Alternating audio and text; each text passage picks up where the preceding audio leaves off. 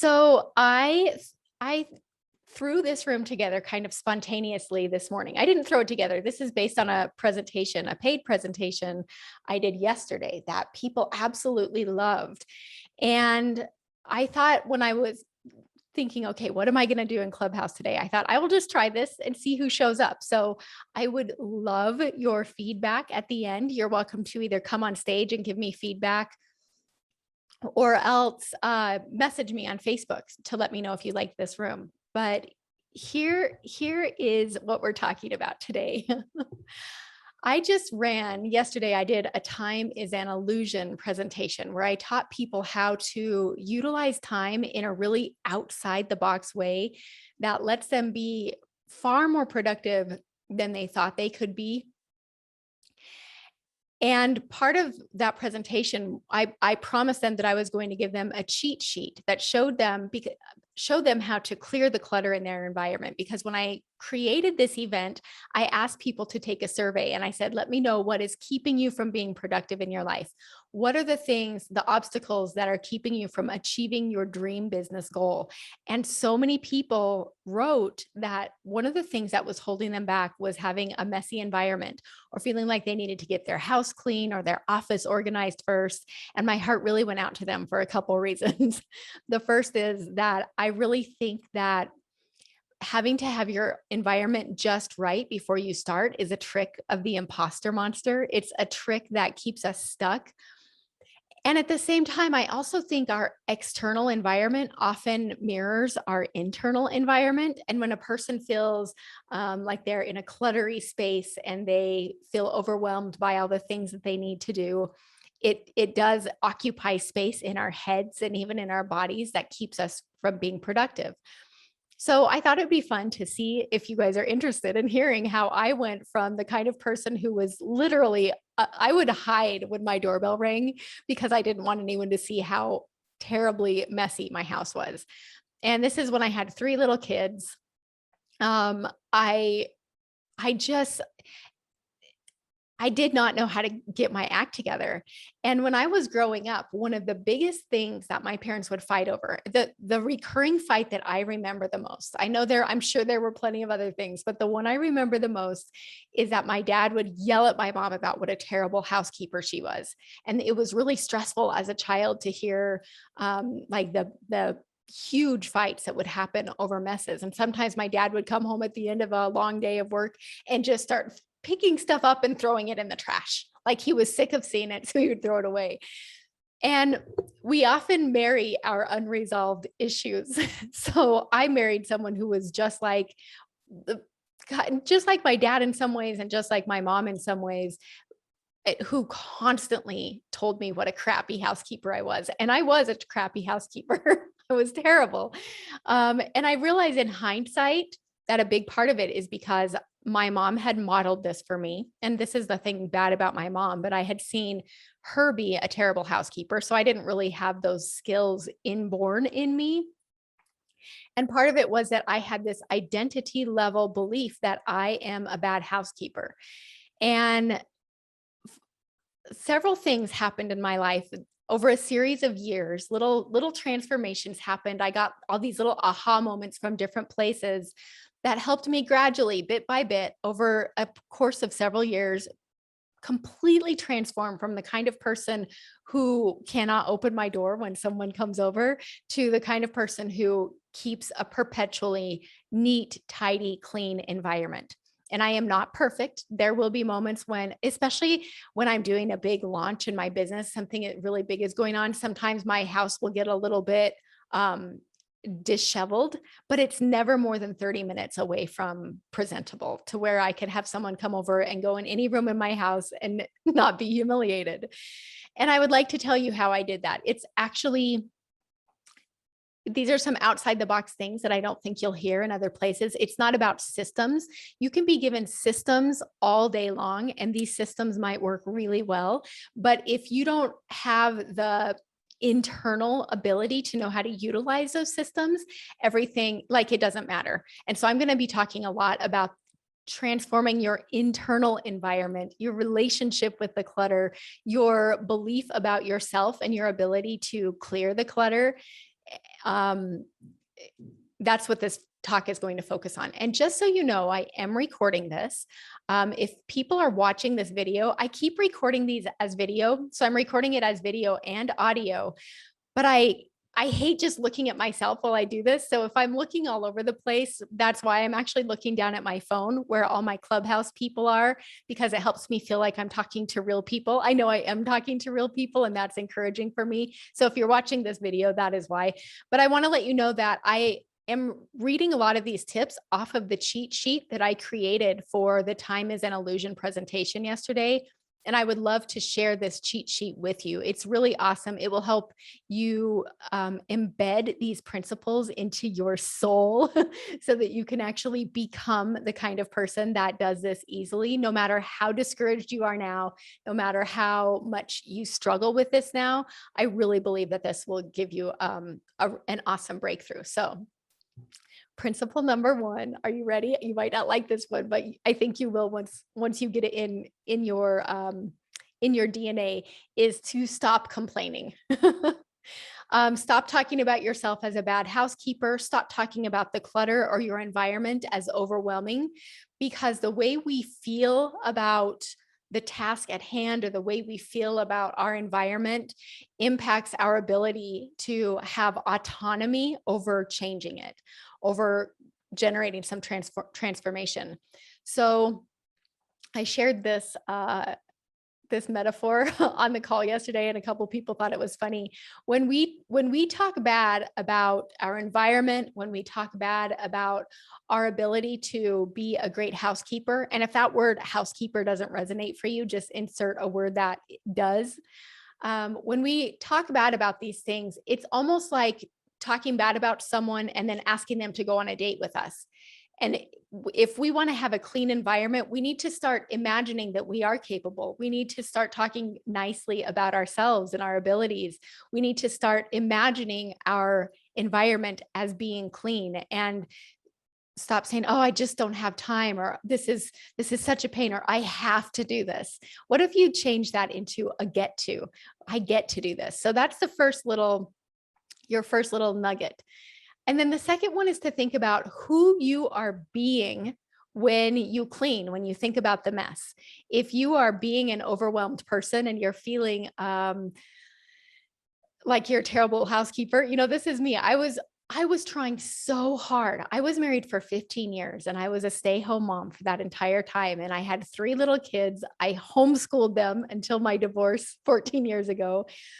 And I tried so hard, you guys. I created systems. I read books. I really wanted to be a good housekeeper, but I saw myself as a bad housekeeper. I saw myself as my mom.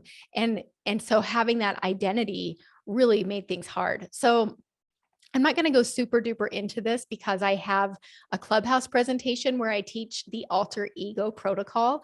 And this is a really fun way to step into the persona of someone who enjoys cleaning their house. And you can do this every time you clean. So if you're going to clean for, let's say, just like 30 minutes, I'm going to clean for 30 minutes and then I'm going to walk away. This is another problem, and I'll touch on this more in a minute. We try to be all or nothing, like I'm going to clean my entire house from top to bottom and it's going to be spotless in one day. And then we get discouraged and we don't finish. I don't know if you do that. That's what I used to do. So every time you're about to clean, you can do this alter ego protocol. And rather than break it down step by step, I'm just going to walk you through it really quickly so you can see how well it works. And this works so much better than psyching yourself up or using logic. It hacks into the unconscious mind and helps you access the part of you, and there is a part of you that can actually enjoy cleaning house. So here's what you can do. You can imagine doing this right now. Let's say you have one specific area of the house. Maybe it's a closet, or I actually counseled someone once who needed to clean a garage. I did a hypnosis to help him clean his garage. So imagine a space that has just been driving you nuts.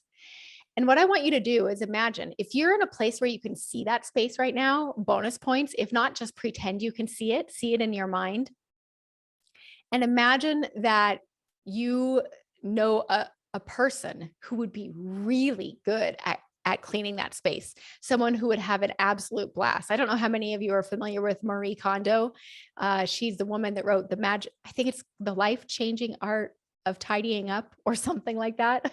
And so you might picture her, you might picture a superhero, Mary Poppins. She's not a superhero, but imagine Mary Poppins doing a little dance and making all the objects dance and put themselves away. There's music going in the background. So just think of someone, and the more childlike and playful you get here, the better it works. Think of someone who would be really good at tidying up that space of whatever that space needs. If it's a deep cleaning, if it's organizing, if it's decluttering, imagine that you are looking at that person in that space doing that work. And let's not even call it work. This is another principle. I learned this word from Shelley Stockwell Nicholas. It's plurk, which is play and work mixed together. So imagine that you see someone else plurking away on that space and just getting it the way you want it to be.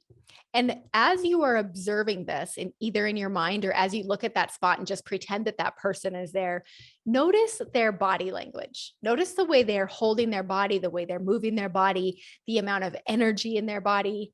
Maybe they're humming a little song. Notice their facial expressions as they do this work. How are they?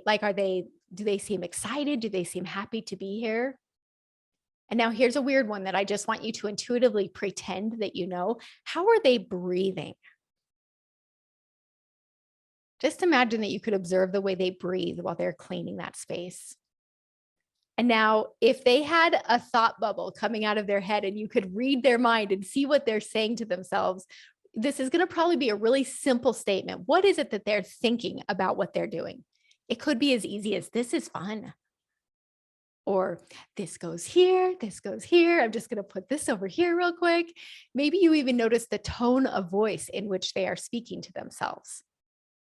Okay, so what you're going to do, you're going to do this every time you work. And now, since you've walked through this with me, you'll be really good at it. If you're able to right now, if you're in a place where you can see that space, I want you to actually stand up and go and get inside that person's body. And the cool thing about this is you take on all their positive characteristics, and any undesirable things just stay with them. But you can pretend to step in their body. And if you're sitting down and you can't do this right now, imagine that they come and sit in your body and you take on their body language. Let your body transform into their perhaps relaxed, energized posture. Take on their facial expressions. Breathe the way they breathe.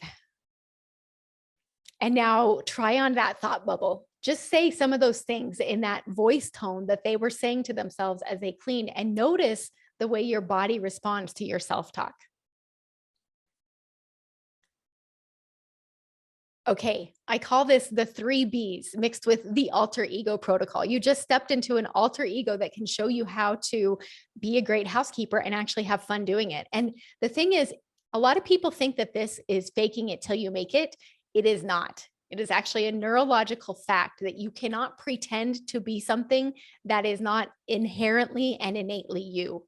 It just might be a part of you that you don't utilize very often. And by learning to, maybe think about an activity that you absolutely love, that you're always energized to do, and imagine that you're doing that activity, and notice your 3 Bs, your body language, your breathing, and your belief, which is just your self-talk, and take those things on and try bringing that into the act of cleaning or decluttering. You'll be amazed at how well it works. Okay, this third point is the one that actually helped me the most. This is the one that created my first baby step toward becoming a better housekeeper. And I discovered this when my kids were, they were probably like 5, 7, and 9. And I read this book. I was always reading parenting books. The way I geek out about business and hypnosis books now is the way I used to geek out about parenting books. And I found this book called The Birth Order Book by Kevin Lehman. And a disclaimer, it's been like 20 years since I read this, so I cannot vouch for it being good or not. But I learned something so interesting about myself. And the way he presented it helped me understand that it really is true. And that is that as a firstborn, I naturally tend to be really perfectionistic. I already knew that about myself, and I actually would brag about it and think it was something good about me. Like I liked being a perfectionist. But he talked about the firstborn, and only children are this way as well. Not always, but generally being the discouraged perfectionist. And oh my gosh, this liberated me because I realized that the biggest reason my house was a mess was not because I was a crappy housekeeper. It wasn't because I didn't know how to clean up. It was because I was such an all or nothing perfectionist that I usually ended up being left with nothing. Like if I couldn't get my house immaculate, I just wouldn't do it. And this one little realization helped me start just taking baby steps. Like before I walked out of the room, maybe putting away 3 things. And what that does, if you've ever heard it said, the way you do little things is the way you do everything. It is so true. And it's really powerful because what it means is you can start practicing these things in really tiny ways and really small ways. And every time you do one little act that starts to show you, oh, I can be a good cleaner, I can be good at this, it starts to reinforce that behavior and make it become automatic. It literally creates neuroplasticity, especially if you tell yourself, good job afterwards. Because neuroplasticity happens when it is accompanied by a strong emotion. So every time you do one little thing right, if you celebrate that thing that you did, and it can be as simple as like a little fist bump and saying, good job, everything changes. So that book, learning that I was being a discouraged perfectionist by not doing it unless I could do it perfectly, was really helpful. And then I discovered a woman named, not named, but who calls herself the Fly Lady. FLY means finally loving yourself. And it's really interesting because I later discovered that her methods are backed by neuroscience. Harvard professor, Stanford professor BJ Fogg teaches about tiny habits. And I have a link to all of this in my cheat sheet that I talked about. By the way, you can get the cheat sheet right now by going to trancypants.com/clutter. And that's all lowercase. The clutter has to be lowercase. And I'll give that URL again in a moment, but I didn't want to forget. So I give links to all of this, but BJ Fogg teaches that when we make small incremental changes, it literally changes us on an identity level. And I used to resist this because I wanted to like make these elaborate spreadsheets and to-do lists and charts and graphs. Oh my gosh, you guys, I tortured my kids with these freaking charts when I didn't even know how to I didn't know how to model for them, to show them how to clean well because I wasn't doing it myself. And, there's lots of things I did wrong as a mom, but one is expecting my kids to have their act together better than I did myself. So anyway, we're not going to go there. All right. So the next point is, I'm skimming through my thing. Okay, so here's a couple of little tricks that have helped me. One is to just listen to music while you work. And you might already do this, but it's really, really important that when you do this, that you do not clean for more than 90 minutes at a time. And that is like the absolute max. I actually recommend doing it in more like 5 and 10 minute spurts and just go hard for just a few minutes and then walk away and celebrate yourself. Tell yourself, I did it. So remember, for neuroplasticity to take place, a strong emotion, you need to experience a strong emotion around that event. So here's where this is, I hope you're about to get a really big aha moment. Every time you let yourself feel discouraged, every time you let yourself feel frustrated or guilty or beat yourself up over not being a good housekeeper, you are literally strengthening the neural pathway of the habit of being a bad housekeeper. And so I want you to just let that liberate you. In fact, here's a little hypnosis protocol I walked people through. This will just take a few seconds. So do this with me now. I did this on the call yesterday. I want you to imagine that right now you are holding in your hand a balloon strings. It might be a whole bundle or bouquet of balloons. And just hold your hand in a fist right now as if you were holding those balloons. And I want you to imagine that every one of those balloons represents a sense of guilt or shame or negativity or something that has been keeping you stuck in the identity of being a not good housekeeper. or whatever is the word that resonates for you. And I want you just to allow yourself, as you're holding these balloons, just allow yourself for a minute to feel that feeling of discouragement, to feel that feeling of disappointment, of self blame, of self criticism. Let yourself go there for a minute. And just notice where in your body you feel that frustration or discouragement or guilt the most. Notice where it lives in your body, and it's okay to guess. If you play along with this right now, something really awesome is going to happen, even if it feels silly. And now I want you to imagine that if that feeling inside was a color, what color would it be? First thing that comes to mind. It does not matter. Just say a color to yourself. And now I want you to imagine that that color is moving from that spot in your body into your shoulder that's of the hand that is holding those balloon strings, down your arm, into your elbow, up your forearm, into your hand, and into those balloon strings. And it's actually infusing up the strings and into the balloons as all of that guilt, that self-condemnation, that frustration, that overwhelm, that discouragement moves into those balloons. And not now, but in a moment, I'm going to count to 3. And when I count to 3, I want you to physically open that hand and imagine that you are watching those balloons float away. Physically watch them float away. 1, 2, 3. Open your hand, look up, watch all of that discouragement float away, that guilt, that shame, that self-meanness, that frustration, that overwhelm. Watch it float away. Imagine that you could see those balloons float right through the ceiling and up into the sky until they become tiny little specks and just disappear, never to be seen again. And now I invite you, and I wasn't going to do this right now, but let's go there. I invite you to just imagine how you would like to feel instead. So we've created an empty space, and the universe is not like a void.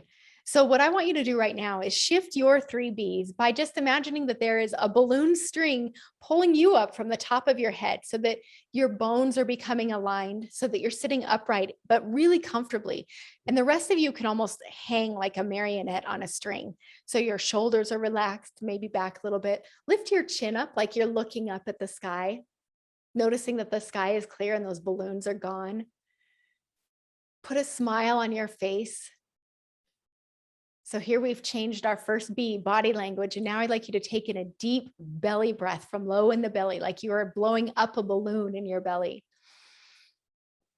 And with a long sigh of relief, just think to yourself, what if I can do this? What if it can be fun? What if I can be a good housekeeper? What if I can clear this clutter? So that's your second B. You've changed your breath. And your third B, you changed your belief, which is just the things that you're saying to yourself.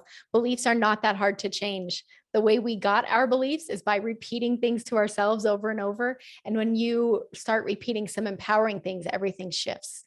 So I have just given you the recipe for becoming a good housekeeper, for clearing the clutter. I know I kind of gave you a lot here. So if you want the cheat sheet, again, just come to trancypants.com. That's trancypants.com. If you're watching this replay on YouTube, I think I've got this one good enough that I can actually post it. I will have that link in the notes below this video. And I would absolutely love to share this with you. Thank you so much for being here. Do any of you want to come up on stage and let me know if you liked this? Let me know if you have any questions. Let me know if you hated it. Let me know if you have suggestions for upcoming Clubhouse rooms. I'll wait just a moment to see if any hands come up, and otherwise I will close the room.